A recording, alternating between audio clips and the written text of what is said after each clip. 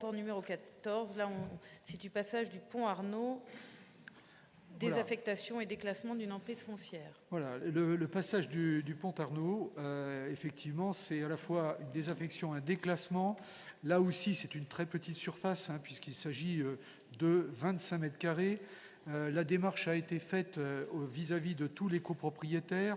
Seule Madame Martin, donc, qui souhaite acquérir cette emprise de 25 mètres carrés, avec une contrainte, c'est celle de ne pouvoir faire une construction de quelque nature qu'elle soit pendant une durée de 40 ans, et évidemment l'obligation d'un entretien régulier des arbres. Il y a des arbres sur ces 25 mètres carrés afin de garantir leur conservation.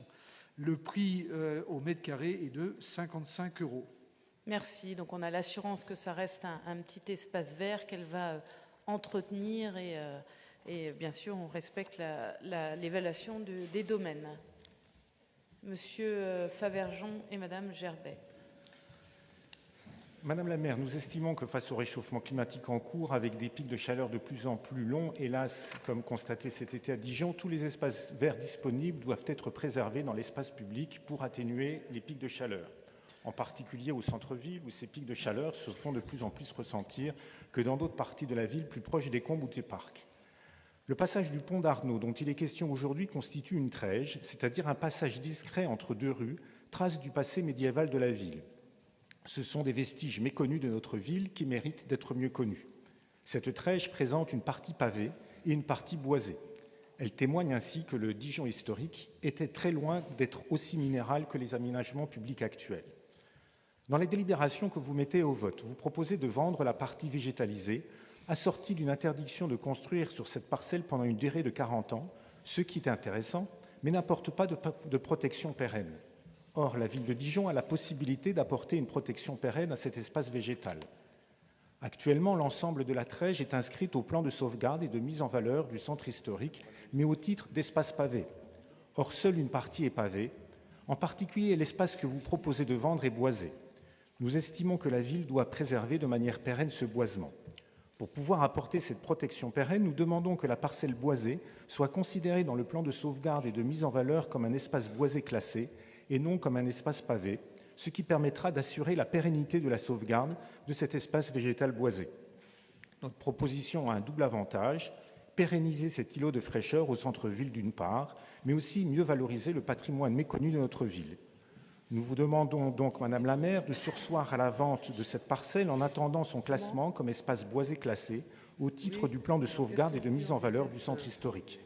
Puis, quand cette opération à laquelle nous espérons que vous souscrirez sera réalisée, de proposer de nouveau sa vente à l'acquéreur projeté.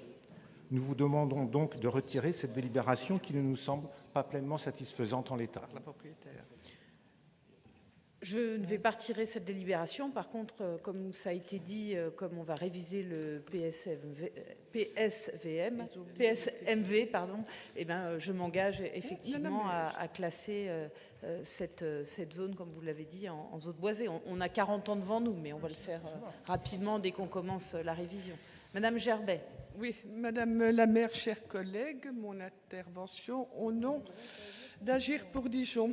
Vous avez oublié de préciser que cet espace pourra être clôturé. C'est un espace, c'est un passage que j'emprunte régulièrement et qui est vraiment très agréable l'été. C'est un vrai petit poumon vert. Et j'interviens également parce que chaque espace vert public du centre-ville doit être conservé. Il contribue à lutter contre le réchauffement climatique et en reconstituer coûte cher. Conservons ce que nous avons déjà. Merci. C'est quand même surprenant, c'est ce que je disais, je vous ai jamais autant entendu parler dans ce mandat de développement durable, de végétalisation. Je ne sais pas, ça doit être une prise de conscience soudaine. En tout cas, Monsieur Masson, est-ce que vous pouvez apporter quelques éléments de réponse?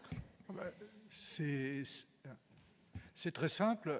Effectivement, il y a la possibilité de clore, mais selon les règles qui sont celles applicables au centre-ville. C'est-à-dire qu'on peut comprendre que la future propriétaire soit à même de clore pour pouvoir occuper de manière facile cet espace. Ça ne compromet en rien la partie boisée, ça a été dit, Et effectivement, on a 40 ans pour classer, donc je pense qu'il n'y aura pas de problème pour le faire, au contraire. Et puis, il faut aussi comprendre que les autres copropriétaires n'ont pas souhaité acquérir une partie de cet espace. Donc, ça veut dire que c'est difficile pour quelqu'un qui va payer 55 € le mètre carré de faire bénéficier à toute la copropriété de cet espace vert. Il faut aussi le comprendre. Merci pour ces compléments et je rappelle bien sûr que le passage restera ouvert. Donc sur ce rapport 14, qui est contre? Donc 3 à... Donc 6 contre. Qui s'abstient? 7 contre. Qui s'abstient? 1, 2, 3, 4. Ah non, c'est Mme Maude qui a voté 2 fois, je ne savais pas. Bon, c'est pas grave, on va... Et donc je vous remercie pour ce rapport qui est adopté.